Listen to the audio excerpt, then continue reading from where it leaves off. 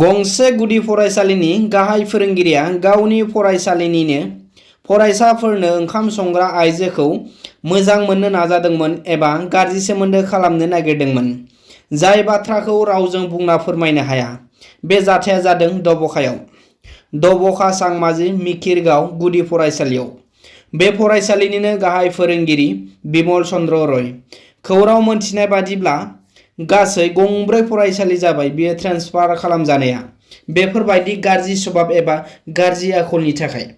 ओंखाम संग्रा आइजोखौ गावजों राजि जायाबा ओंखाम संनाय खामानिखौ दानना होगोन होननानै ओंखाम संग्रा आइजोखौ सिगिसग' खालामदोंमोन। नाथाय आइजोनि गोसोआ मोजांनि थाखाय बिनि सिगिसग'खौ गियालासे गामिनि रायजो राजाफोरनो फोरमायो आरो गामिनि रायजो राजाफ्रा बिखौ बे फरायसालिनिफ्राय आउट खालामो आरो गोजौ अफिससिम गांसे कमप्लेन लाइजाम हरो। जुदि फिन बे फरायसालियाव बिदि गाज्रि आखलनि फोरोंगिरिखौ थिसनफिनोब्ला जों गार्जेनानो फोरोंफैगोन होननानै खौरांगिरिनि गेजेराव फोरमायो।